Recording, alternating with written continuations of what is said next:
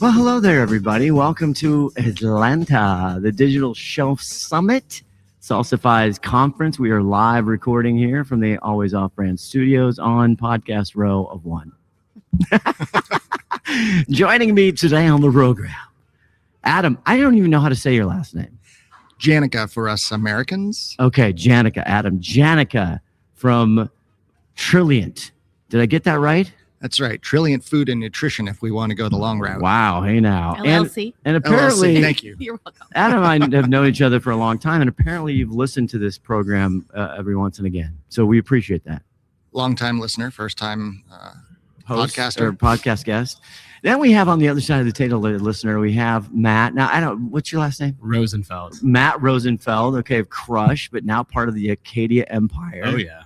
All right. I don't even know what your title is. See, I'm so bad at this. This is why I'm flexible on title. Are Whatever you? we want it to be for the podcast, I'm good with it. Excellent. But, yeah, fine with me. We can determine it at the end At of the the end, podcast. yeah. figure and out we'll what it say should what be. it's, yeah. And that is a familiar voice, listener, to anybody in our industry. The great, the one, the only, Julie Spear. Hello.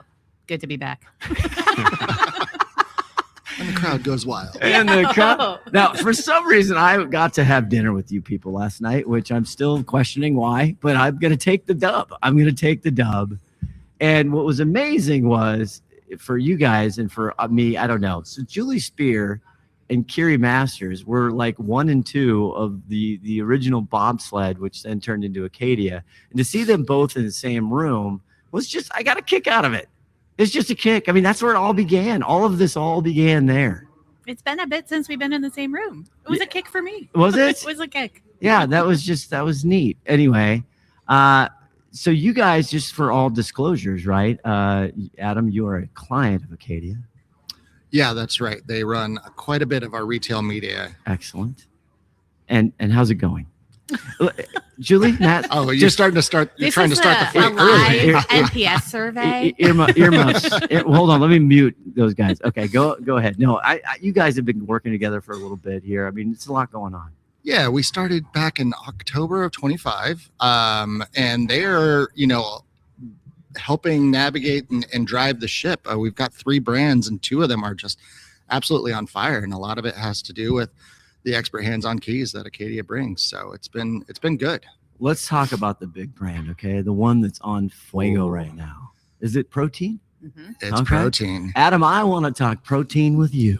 Well, if you want to get big and bulky, I'm not your guy. But if you want a tasty beverage that also helps with, your daily macros and your protein, Nurri is the brand. Nurri, Nurri. That's correct. Is that Yeah. correct? Yeah. Wow, And it is see? very tasty. Julie, unsolicited, by the way, Adam, told me the other day, she's like, it's actually really good. Yeah. Yeah, you always know, like, when you work for a brand that the product's like not that great because it feels forced. But everybody seems to have a Nurri at their office now. All of our tech stack partners and Acadia, and it's real. I mean, it tastes like melted ice cream, so it's pretty good. Damn. It's delish. No chalkiness. Okay, Yeah. no chalkiness. Well, maybe that'll get her this. I don't know. Damn. If it's that good, I mean, damn. Is that good? All right, Matt. So you were just a young buck selling a couple wares on the old Amazon marketplace. And then Exactly you're right. you're like, hey, how do people do this? Maybe I could do it for others. Correct. Is that the origin story? Well, so I started going all the way back to the beginning. A buddy and I You're like 7. What do you mean back to the beginning? I was like 8, to be fair. I think at least 8 when this happened. But Wise beyond his years, ladies and gentlemen. Yeah, thank you. A buddy and I fell into the ecosystem. And we started selling widgets essentially and became one of the best selling whipped cream dispensers and creme brulee torches on Amazon back in like 2016, 2017. God, thank you for that. Oh, God, that is just delicious. I mean, all of the food talk now. I was worried I wasn't going to get a sound effect. So Well, now that that's out of the there- way. there Right you out of go. the gate, I you feel like got I've been in a good place. But We're up on Julie now. yes. Yeah. But it was an interesting time because I feel like the mom and pop stuff, like the aggregator stuff, hadn't really started yet, and so we ended up acquiring a couple brands before that was cool to do. Bundled them together. Wow. Those ended up getting sold to got aggregated by an aggregator, and worked in that space for a little bit. And then I left with the intent of actually starting more brands. This was in like 22. I went to do that late 22. Okay. Completely different ecosystem. Yeah. Much harder to start private label, FBA brands. All the economics were different, let alone tariffs, cost of everything was a bit of a headwind at the time. Yeah, And, we had 2018. We had some tariffs. And Well, this is 22. sorry, I know. not- I'm saying Oh. you had tariffs. So 18. I went through the 18 tariff problem. But again, there's so many I forget. It's like I and lost container track. costs, shipping costs, like Yes. everything was just a headwind. And I was like, it'd be great to have some income on the side. I'm going to help people run brands as an independent consultant. And then that started to grow more quickly than the brands themselves. And that snowballed into starting Crush. Fantastic. How'd you come up with that name? So the honest answer is that I was checking GoDaddy for good domains and crushamazon.com was just available. And I was like, that's it.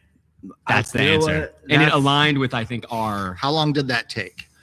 That's a great story, but sorry, Adam, you need to come up with a better lie. You need to come up with like a one that's not that, because that was too honest. I mean, it's lame, but it's good. If you want to hear the crazy part, we actually thought, so we started pizza tours, which I can get into later. Yes, the before famous pizza. I've heard. This is the third time I've heard of the pizza tours. Well, the first name for the instead of Crush was going to be Extra Cheese. Oh, Like okay. in line with the Yes. pizza tours, had the domain, had everything, and like we Yes. were the extra sauce that Yes. made I things think work. Crush is. Yeah. Crush Thank is you. better. I think so too.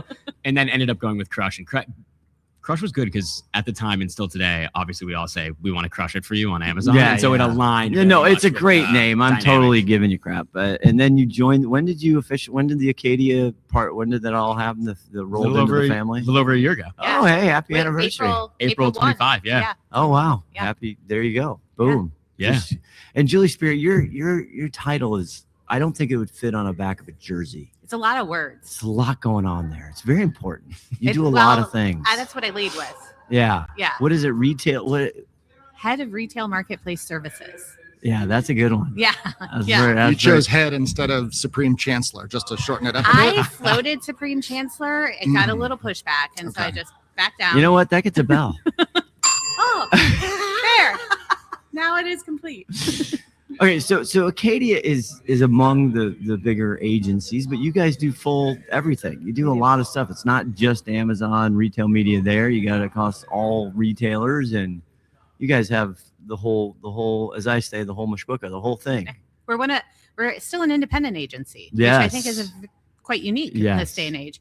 But yeah, we consider ourselves a digital marketing platform, and so we have specialty with paid search and social, CRO, creative, social, organic social, analytics. Well, it's SEO, AEO, GEO, all the EOs. ACO. Yep, and then retail media and marketplaces. So we That's all a come lot. together. Good Lord, I'm actually exhausted right now. I thought little tiny Quickfire did a lot, but that's incredible. Well, and the good part, the way that we're structured is that it's each team is deep with experts in their Yeah. realm. It's Yeah. no one trying to wear all the hats at Yeah. once. All right, so what have you guys done with Nurri and Adam? I mean, how did this thing go popping? You kind of told a little story last night, but on Amazon, how are you competing? I mean, it's an absolute just bloodbath out there, man. It's not easy these days. It's a busy space. We got two main competitive brands that kind of own roughly 50%, but it is a wide open field with a lot of new entrants. Everybody wants to play in protein now. You want to slap protein on any product and Yeah. it sells. I mean, I think part of our success was just we lucked into Nurri as a product category. It was really just a request from a buyer, and we happened to be positioned at the right stage to make it for them because they were short from a supply. main competitor. And we developed a brand and a formulation that works. So it's really about like form, function, and flavor, but it works and the consumer loves it. And then once we got on Amazon, we didn't initially drive to Amazon. It was probably 6 months in the market before we got on Amazon. Did you? I know it's a very large retailer that I want to know, but then did you go across? Did you get into full grocery and full? You know, what I mean, did you go outside and go to the major national? I'll say we took a unique path. Okay. We started with Costco, went to Sam's, Walmart, then Amazon, and Okay. then filling in the rest of channel. Right That is. But that's a top down. That's actually, if you can get it. Yeah, Costco and Sam's are 60% of protein drink sales in the US. So they're the biggies. That's a juicy nugget. I mean, Shit. that's where I get my Nurri is Costco. Yes. That's a $2 right there. That's a little stat. We like stats. So now you got that cranking. So, but Amazon, that space, you just launch it. You had the traffic, right? You built up because Costco. I've had the fortune years ago to sell Costco. You can't underestimate the power of that much product in the marketplace. It's just insane. It's a marketing spend beyond market, right? It's just incredible what demand and consumer awareness that brings. Yeah, ultimately, I think your average Costco shopper doesn't go to Costco every week, right? So they might bulk up, but they're, my wife and I, we're like, who's doing Costco this month? Oh, I can't do it. And my wife would be like, I'll take the bullet this time. Yeah. So we needed to be in other channel places and partners. So once we got on Amazon, it wasn't a huge lift to harness that demand. We just, did all the basic building blocks. The PDPs were optimized before we ever launched, and we did a lot of DSP and kind of brand awareness on the platform before we even got product in the FCs. Unbelievable. That's actually unique as well, that you're punching it, right? I mean, you're building that before it's even in the products available. We try to put at least my statement's always, I want 90 days. You want to launch a product on Amazon? Give me 90 days to prep the team and do content and do iterations. Yeah. I don't want to do it in 30 days and just see what happens. All right. So we're here at the Digital Shelf. It's the beginning of day 2, a lot of breakouts today, but there were some great sessions yesterday. I don't know, Matt, is this first time caller for you here? First time caller. What's any observations, thoughts, takeaways? Well, unfortunately, yesterday I was on calls all day in my hotel room. Oh, great. So I do not yet moving Real over. productive conference. That's Correct. But very excited for the breakouts today. Let me mark the time to edit that out. Let's see here. You're gonna get. I'll take the sound effect. That's okay. Matt, Adam, and I are doing one of the breakouts. I know together you today. are. I know. What is that about again? It's about disruptor brands and how they marry the digital shelf and retail media together. It's an integrated Oh my strategy God! Tell as us opposed more. to silos, because silos equals sadness. exactly. Yeah, Exactly. very sad. Like that sound effect. Yeah. There's a little sadness. Okay, Matt. Great conference for you. Very productive. So could you, for the listener and possible 93 subscriber viewers who can't be here, what are they going to give us a little teaser? Do a little trailer of today's breakout. Julie, everyone was looking at you, listener. Okay. Adam and Matt were like, Julie? Well, You're head of retail marketplace, whatever. Supreme Chancellor. Supreme Chancellor, yes, Yeah. Queen, whatever If you want. Okay. No, so what it comes down to kind of set the table for the discussion is we all know there's a lot of money going into retail media. That's great. But often it's going in with one team managing it and the tactics. And then the afterthought is the digital shelf. It is the PDP. You don't have PDPs that are ready for the traffic that's being driven to them.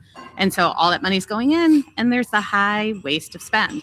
So I think when we look at disruptor brands, when we look at challenger brands that are new entrants to established or crowded categories, they do it differently. They don't look at it as, e-commerce is just this conversion channel. It's part of the overall strategy. And so they approach it as a system versus separate levers that just kind of run in parallel and hope it all works. Can I add to that? Because Please I think Adam. I want you to add a lot to it because I'm planning on you doing that. This is, by the way, just behind the curtain. This is their prep for their session. We right now. haven't talked once about what we're doing today. No, but it's going to be great. It's going to be so amazing. Matt's so in tune with this conference after yesterday. I know what they're looking for. He understands the audience. Adam, go ahead. No, I was just going to say to that point, I think big CPG brands, big CPG companies, they're just so slow moving. And they think, if we put I'm not going to name names, if we put a product up on Amazon and show a picture of a 12-pack, that's enough to sell it. And maybe it is for them. But if you want to be a fast-growing brand like Nurri, I mean, we had to sell it. We had to overcome objections, give reasons to believe. We had to do all of it. And it couldn't be 6 weeks after launch. It had to be at launch. And I think a really interesting component is how you have to talk about that, I think, today. So like, what are the actual metrics that we care about when we're launching products? And when you're talking to brands that are from a larger legacy background, getting buy-in to say, like, these are the things that are actually important, not necessarily the traditional vanity metrics that we could go after that you can report on, but the ones that are actually driving.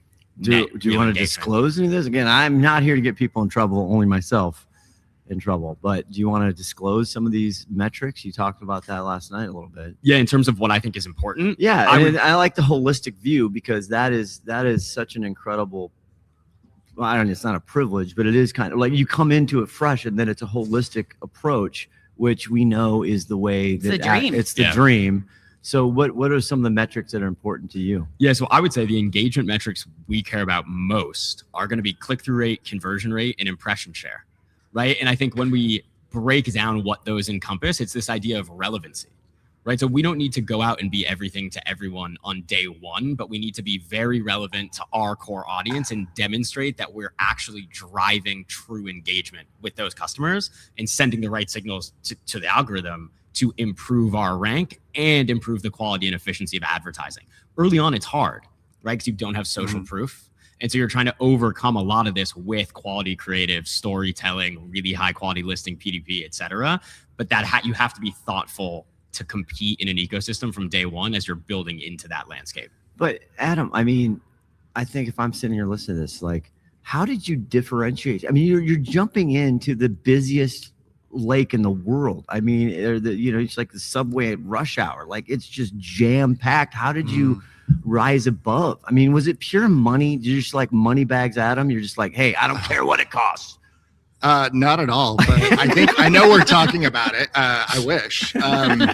No, I think I have had this mantra my entire career, working at startups, but it starts with a good product. If you don't have a good product, you might be able to artificially inflate your listings or, boost it with ad spend. But at the end of the day, it's going to get too expensive. So you're going to combat negative reviews, which is going to deplete that. Yeah, okay. I know it starts with a good product, and I appreciate that. And but you're absolutely, it's super legit. It is. You're right. So let's just be real here. Let's be real here. You are jumping into a category that is a freaking nightmare for many. Let's say I have a greatest product in the world, but I'm going into that space. Okay. How did you build this and how did you grow this? Obviously you guys had organic, which is what we tell every brand. I don't care what size you are. You take a year to build organic, which you did in the sense of getting into these retailers, right? Mm-hmm. Then it makes your life so much easier to add paid on top. But I mean, how did you break through, man? I mean, we went for number one. Our mindset is still we want to be number one or number two in the category. So I'm going to go back to product. Okay, sorry. God. I know we've talked about this before we started recording. A lot of our competitors are, adding water or it's a little chalky, and so there's this like everybody that's tried a protein drink and has like surveyed the field. When they go to the store, they might try a new brand. They have had those bad experiences and they've had the good experiences. We have a product that it matches the good experience, and we try to convey that in our PDP so that when that customer sees, oh, it tastes like ice cream, it's made with real milk, it's not thin and gloopy, or it's not thick and gloopy, that experience already translates because they have the nostalgia, the memory of like previous experiences. And then when they actually receive the product and it matches, then you're talking about a repeat rate that actually happens. So we start seeing subscribe and save. So again, it starts with the basic, but we were able to translate that into visuals for the consumer. And I do want to say, going for number one or number two, they already hit number one challenger brand on Instacart in 2025. Okay. Again, it's all momentum, right? It's all confluence. It all helps. It's all part of the big soup, right? Of getting there. Because a lot of brands like, it's just the hype cycle of like, oh, we went viral on TikTok before we ever launched, which again, I'm kind of making fun of, but it's true. So, I mean, a lot of people go and they have to go that route and then they leverage that, but it sounds like you kind of did a little bit differently. I mean, we did a lot of things differently. I'd say even just the format, we put it in a can, and almost all protein drinks are in a plastic bottle. And then you have that, I don't know what the guess is, 15-20% of consumers that care about sustainability. They saw an aluminum can and a good product, and they're like, I'm going to go for that one. It's great. I also think it's an interesting buyer demographic today where like this space is changing so much. There's so much innovation. And I think a large component or a large percentage of those consumers are very interested in finding and identifying new products in the market. And so I think even though it's really crowded, I think people are very excited to try new stuff, especially when it has like unique selling propositions that are going to speak to them.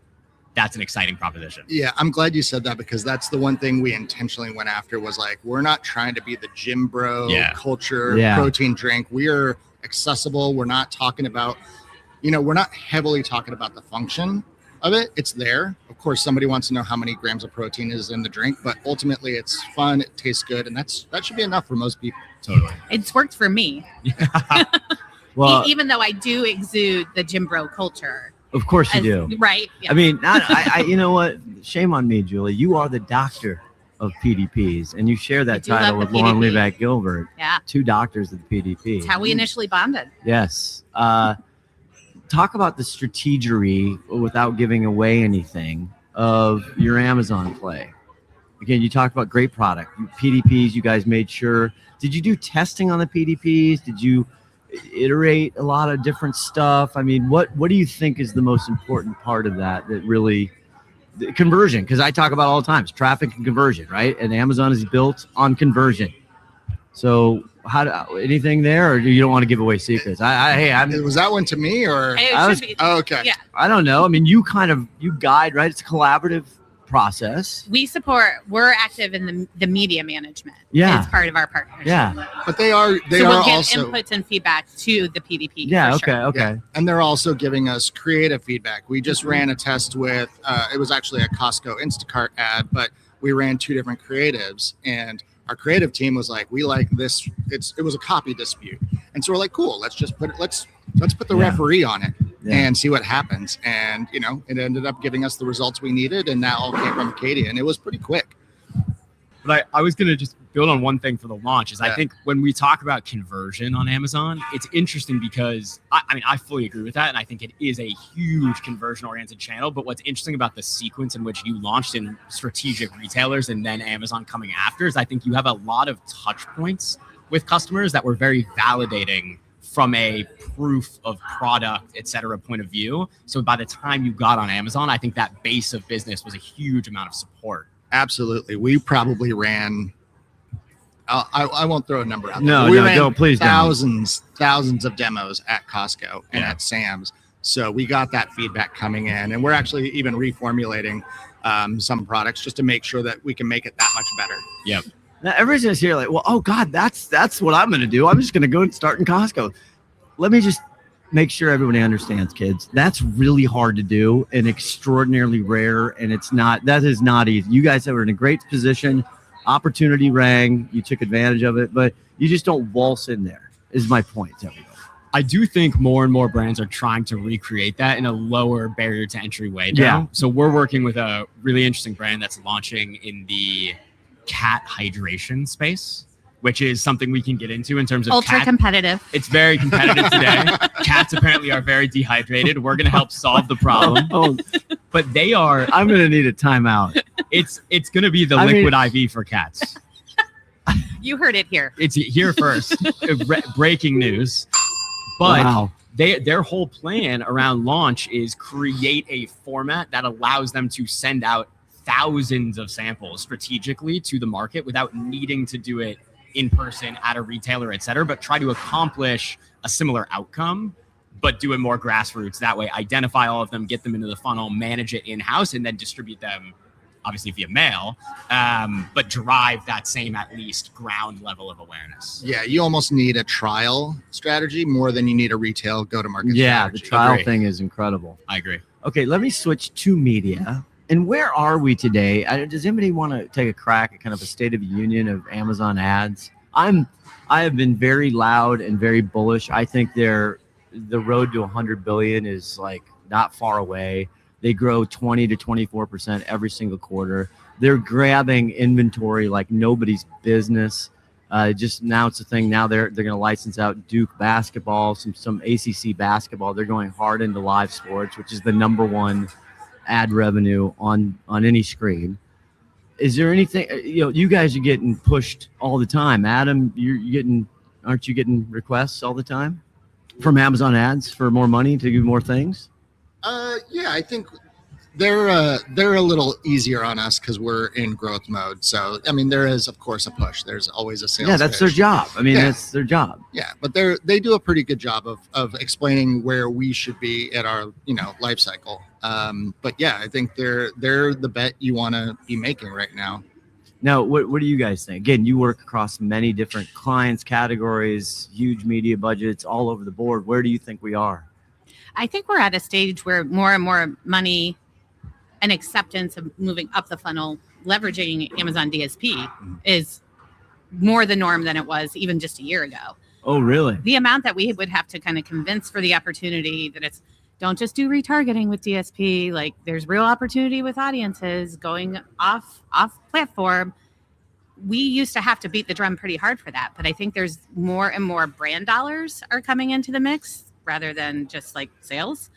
And that's pushing more and more up the funnel with ADSP. I don't think it's still bottom of funnel for conversion. It's there, but I think the real opportunity and the focus is what up about the funnel. Connected TV and all, again, the inventory with Netflix, and now you can buy media. I mean, they're becoming one. I mean, Trade Desk honestly has got, Amazon's becoming a problem because they're getting more inventory. They're huge, huge coming up against Trade Desk. Like your dollar goes further, like full stop. Just look at the costs. But still, even the highest awareness and funnel, it's still a collapsed funnel in the meaning that it's a closed loop, right? They can tell you where you started and where the end was, in theory, right?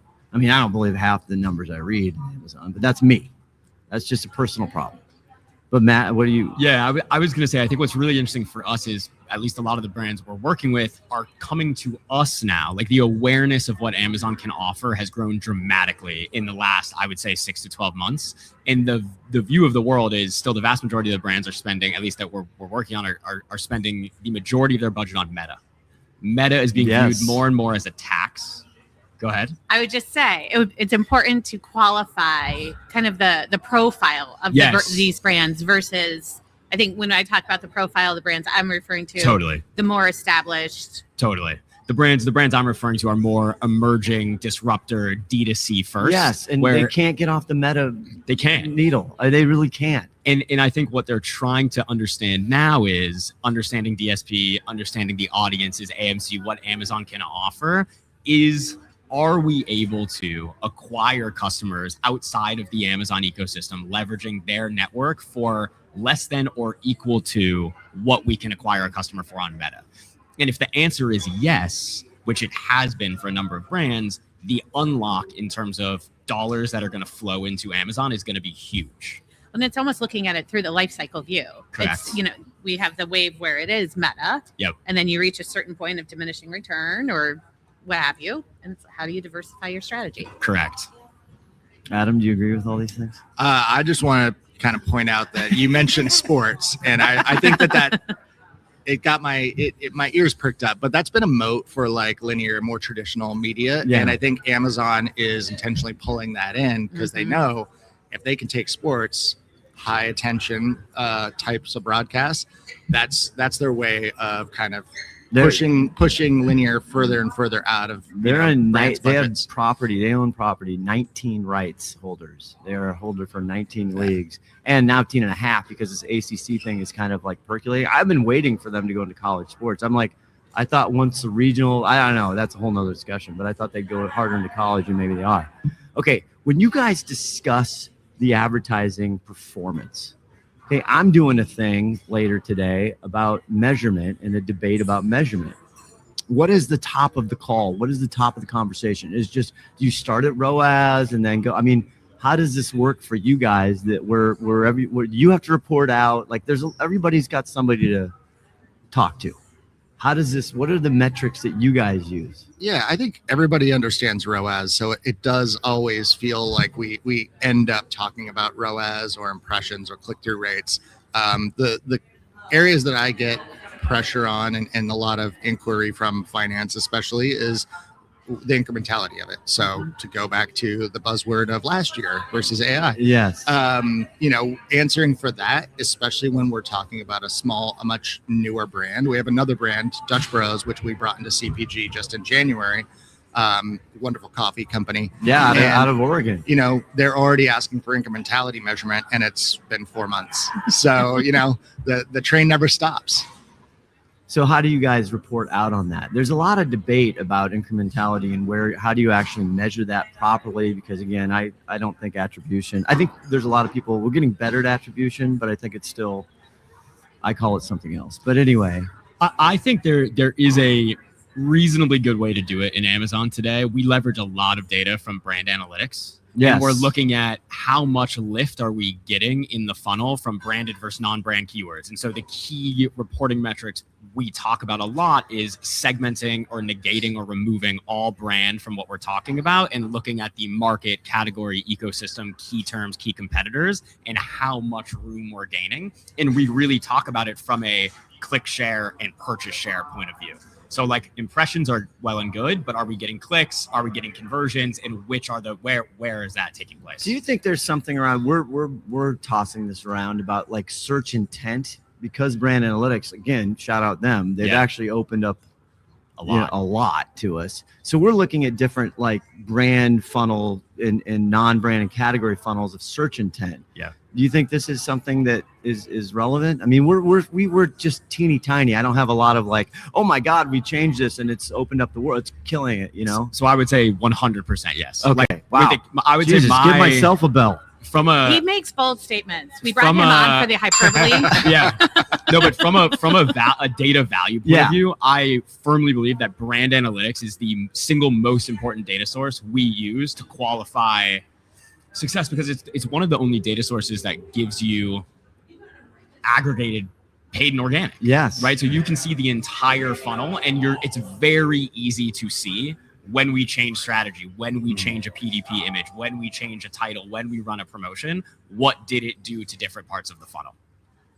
Adam, are you deep into this? Are you deep in the calls on your brand analytics? And not on the brand analytics. Most of when we're looking at things, similar metrics, we're using the tech stack partner Stackline. Yes. Okay. But it gives us similar visibility. See, for us small folk, us the littles out here, like I can't afford these fancy softwares to get, like, everybody wants to know what's my category share and everything. I gotta look at brand. I gotta like piece together 7 different little, pop-up free things to figure it out. So it's, shout out you. Nice job out of you. I mean, it's great having a visual and then saying, okay, this is when we made that one channel decision that, half the team said we shouldn't do. Exactly. And you just highlight it. Yeah, those are fun conversations. You get excited to go in the office that morning, don't you? No. Little highlighter right here. Proving people wrong publicly is never a good play. I told you so. It's I told you so, Adam. Welcome in. Not at all. Okay, so Are you going to do connected television? Are you going to do, again, OLV, online video, We which love OLV. I know you do, and I know who there on the Acadia team is, like Mr. OLV. Mr. Ross Walker. Mr. Ross. Ross OLV Walker. He is. Walker. He should. I hope he's got a title change, because that should be his mantra. Yeah. So are you seeing, and also I love the commoditization of creative and being able to produce more creative that is brand ready, that is, quote, television ready. An online video. So is this what you guys are all hyped up? Other than AI, are you guys excited about this whole thing? Yes. I mean, yes. Great answer, Julie. You should host your own podcast called Ecommerce Brain Trust. I'm considering it. And she's got a real microphone and headphones today. We got almost through this whole episode without commentary on I know. my podcasting I'm just such equipment. an ass, aren't I? I'm just such a It's okay. jerk. If I could take a little heat off of Matt. I'll Yeah, do it. I know. I appreciate it. Yeah, no Matt, problem. I'm so sorry. I apologize to everybody. Okay, so what's next? What are the things of today? Adam, you've been actually going to things. Let's pub the DSS. Have you been in meetings all day? Not. I went to 3 sessions yesterday, so Hey I feel now. like Holy cow! You got to get a bell for that. I mean, what I'm excited about, obviously, is moving our organization towards the agentic and the AEO, GEO space. We haven't really done that very well, but we just became a brand. We're still a little baby brand. In a way, in terms of how we're organizationally set up. So we have a lot of work to do. Do you have any thoughts? Not to again give away your whole thing, but how do you start that? I mean, it depends on the organization size, but how do you start? Where do you start first, right? Where do you prioritize that work? And Acadia, you guys are doing a ton of work on this. I mean, God, I don't know, Adam, Julie, anyone? I mean, I don't know if it's because of my love of PDPs. Let's ask the guy serving coffee. Maybe he has an opinion. I mean, I think it starts with readiness of the PDPs. Like you have to, if you're going to invest dollars in media. So where we start then is we back it up to what are our processes? What do we know the playbooks to be that actually improve performance and drive results? And so we're basing our AI build outs around our proven processes. And it's pretty freaking exciting. Like almost get giddy about it. I can tell, listeners, she is just I mean, Lauren was just covering it in the opening remarks this morning, but my plan is to hopefully, we've already had initial conversations with leadership and different functional groups, and you got to bring leadership on board. They have to be bought in, whether it be legal, marketing, sales. And then next step is like educating and working with brand and creative and e-com, kind of getting all of our functional teams together and aligned on what that vision looks like and how we're going to execute it. Well, and I think this is where building skills and building agents, we're able to capture the impact. One, capture the need. Where are we missing the mark? Where are we not optimized for SEO? Where are we not optimized for Rufus? We can show that much more clearly and what the impact will be. And then we can also illustrate much more clearly what the impact is when the changes are made. Like the level, it's not just a time savings, but the level of like insight and quality and how we can help with that education, it's just grown exponentially. And is it more conversational text in the bullet points in the back end? I mean, again, I get asked this all the time. I mean, how do you actually execute this? Because I mean, Rufus is Rufus, and on the phone, Rufus, you can't ignore him because he's everywhere. He's like he, she, I don't know, whatever. Rufus is like it's hard to avoid. That's my point. Yeah. So these contextual conversation, this question and answer, I get asked this: should we put this in the title? How do you do it in the title? Should you do that? You know what I'm saying? Do you have any guidance out there today where we're at? Because I to be fair, I'm still like, I don't know. People are like, that's your shtick. Right? That is my shtick. Yeah. I'm against everything. Yeah. I think the starting point, and then I'd be interested in your take too, Matt. I think the starting point is understand what your customers care about. Do the research to understand not just your product and when you're analyzing the PDP, what are customers saying, yada, yada. Yes, do that.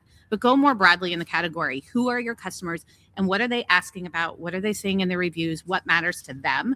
If you're not clear on that, you can put all the stuff you want on the images and in the bullet points and what have you, and it's not going to matter. Understand the customer. Okay, Matt or Adam. I just go ahead because I have another second clarification. I was going to say building on both AI use cases, skills, agents, etc., and then figuring out how to leverage that to optimize for Rufus. There is so much data that Amazon provides, whether it's return reports, voice of the customer, top search terms, brand analytics. There's so much data. Yeah. And the challenge we've had in the past is how do you use it, right? It's so disparate. It's all different reports. How can we see, right, what's actually happening? And so I think what we're trying to build into and seeing really good results with is figuring out, creating skills around optimizing where are we pulling this data and what can we take away from it in terms of intent behind queries. And when you get to that data, you can start answering those questions pretty directly and easily, right, within your bullet points, within your PDP content, et cetera, without it being like, we are the best for Y. Yeah. Right. So you can get a bit more granular. Give that man a ding. Give that man a ding. That was beautiful. Okay. Thank you. Oh, wait, hold on. I lost the ding. Are we keeping track of number of dings? No. Because I think you are. I think you're keeping track. Oh. Yeah, I'm going to give you this. OMG. That's a throwback. Thank you. He's making up for. So and I'll get you guys out of here on this, but is it changing? So again, for many years, it's like, okay, highest indexing, it's search term, right? We make sure that's in the title. And then if there's seasonal things, we change that or what have you. Then we go down to bullet. Then we go to product term. There was a hierarchy and then back end, right? I mean, there's a hierarchy of where things went and how they went and what to do. Is this changed? Is it changed? Is it already changed? I think so, and I think you might agree with this, given it's maybe a little bit of a contrarian take. But what I see in the space really is it comes down to conversion. Yeah. Right. Like I think we have to assume that Amazon and the algorithm, it's very intelligent. You don't necessarily need to give it every single query that's going to be relevant to your product. Amazon knows your basket of competitors, and they're looking at across that basket of competitors, how does your click-through rate and conversion rate compare to the average? If you are better than that market average, Amazon is going to give you an opportunity to show that across the entirety of the keyword base that's relevant. Instead of saying, back in the day, all I want to be is #1 whipped cream dispenser. Yeah. That doesn't need to be your sole goal. It needs to be relevancy and conversion for the consumer. And if you can demonstrate that consistently, Amazon will give you the opportunity to do it across a broader swath of keywords. You're getting another sound effect. I think he's taking the lead. I know. I think he has. I'm just going to take my headphones off. I'm done. I'm out here. Seriously. I'm out. Where's my AirPods? But I maybe again, call me out. Honestly, I 40% of the algorithm is conversion and sales in the last 180 days. So how you get to convert? I am obsessed with conversion. Like if I go down 0.1%, I'm like, I need to understand. Depending on the time span, I like, okay, what's going on? If traffic is the same or whatever, I'm kind of obsessed by that because I understand the machine lives and breathes with that. Am I wrong? Am I old? Should I just change my ways? Are we answering those individually? I don't know. Just I'm trying to get coaching here. Coach me up, Julie. No. Yes. Anybody, coach the old kid up. I would say I agree with you on conversion. We're very focused on it. I think it's more about being disciplined of where and why you're converting and less so on the actual conversion rate of the listing as a whole. Like that's really important, but it's also very important to understand where you're converting and then being disciplined to say, when you launch Nurri, maybe we're not bidding on protein drink, right? Yeah. Because it's too competitive at the time when we're launching and it's going to bring down our conversion rate. So I think a lot of it comes down to looking at the data, being disciplined, investing in where conversion rate is actually indicating that you're doing quite well and building into that over time. It goes to the relevance and just like a hyper focus of where you're going to place your bets, where you're going to play. Correct. And I said we get you out of here, but Adam, one thing that struck me that in the conversations we've had, which I think is, I can't say it enough, is patience. You've talked about how you understand how the system works, right? So you have to internally just make sure that everybody's like not panicking. There's patience. This takes time, right? You got to let the machine do what the machine does. Yeah, I think when you're looking at any of the metrics, whether it be advertising or just direct sales, 1 week does not a trend make. So yeah, that's a hard one because you see a spike or you see a downgrade, a derate, and you're like, oh my God, I got to answer for this. But if nothing fundamentally has changed, sometimes it's just the ghost in the machine. Am I also? God, I keep coming up with stuff that I'm supposed to end this program. Is Prime Day a big deal? Where are we on Prime Day? Again, I have a contrarian, it just depends because my brands aren't huge and we don't really do a big thing for Prime Day. I'm kind of like either go all in on Prime Day, like a serious discount, or you just ride the wave. Where are you guys? I don't know. Julie, where are you? You still Prime Day, 4 days, June? Yeah, Prime Day is a big deal ultimately, but I think that the way that you approach it is definitely brand category specific. So we don't have a one size fits all for how we're approaching it. We have to understand what's the goal and the need of the brand. Yeah. And how we'll approach Prime Day is based on that. So I can't give a blanket answer, except Great I answer. can say it is important. Okay, it's We're important. all in on Matt, do you think it's just like it's still as big as it always ever was? Absolutely. I think it is hugely important, and I think there are a lot of different ways in which you can leverage it. But we, on average, see a very positive result and a improvement in metrics coming out of it that maintain. So like the halo you get and the reset in terms of where you are Yeah. typically is very positive. And Adam? obviously, it's the biggest return when it's the brands that are investing the most in like the promos and all of Well, that. yeah. But we also see the uptick and the halo across the board. For brands. Yes, I So- agree. I'm with you. Adam, where are you on Prime Day? I'm high on pulling it forward to June. Are you? Why do you I'm- think they did that? Does anybody have any theories of why they did I that? think they saw, at least from my perception, is that they saw softness with the consumer, given the July to October to PBDD, Yeah. Prime Big Deal Days. Yeah. And so they wanted to give a little bit of, I guess, a refresh of consumers' wallets between those two big events. Supply chain issues, also probably warehouse issues come into play there. I don't love that it's a 4-day event. Mhm. I didn't think the last 2 days were that impactful last year. We just saw like a really great day one and then a slow downgrade, regardless of ad spend. I forgot to ask you, are you doing this on vendor or on seller? We're 1P. You're 1P, yeah. Yeah. Okay. I thought We that, have- I just didn't clarify that. We have Jordan on our team who's very orderly. Yes. Has his hypothesis is now we're moving to a tentpole event a quarter. Mm-hmm. Yeah. So if we play that out, does that mean Prime Big Deal Days October will be end of September? Yep. So I wouldn't be surprised. I wouldn't, and it would, from like an organization standpoint, that sounds great. Let's put a little in Q3. Well, the reality is, what's amazing is that shifts the market. The entire market will Mhm. shift to end of June Well, or end of that's a- September. I mean, there's- the entire market will. The retailer, they drive the bus on this. Well, so there's a lot of hypothesis is that they moved it to June to differentiate from the others, and it's like they're all going to follow. Yeah, Like you're not exactly. getting away from them. Like Exactly. I don't know. And the cat was out of the bag so long ago, so Yeah. everyone And- has and- time. Walmart, as big as they are going to follow suit. Exactly. We all know this. 100%. And it's the cat's out of the bag, and it's a hydrated cat. It is a high. Extremely I think hydrated. that's Yeah. what we end on. I think that's a good place to end it. Adam, Matt, Julie, thank you for coming in. I know it's early morning on the second day. This is always a pleasure. Great to meet you, Matt. Again, as well. I apologize for all the crap I gave you. No Adam, problem. it's good to hang out with you, It's man. good to see you again. It's been fun. We've kind of just been super fun. Since that coffee shop in LA, 10 years ago? I guess I'm not burdened by memory, but Oh, Anyway. I like that spin on it. yes. Okay, everybody. The reason I get to do these things and everything, I wrap it up because people matter. All right, and this is just so awesome. See, Matt, you're new into my people. Now you're one of the peeps. You're peeps. Julie, always the number one, Thank you. absolute queen, Thank you. doctor, the original doctor of PPPs. I did pay him to say that. We'll have more always off brand from Atlanta after this. Bye-bye. Hey there, this is Haley from Quickfire, and they want me to read this so you know what this podcast is part of and how to find out more if you want. Always Off Brand is a production of Quickfire LLC and a part of the Learn and Laugh series on the Quickfire Podcast Network. For more information, go to quickfirenow.com. Have a good one, and thanks for listening.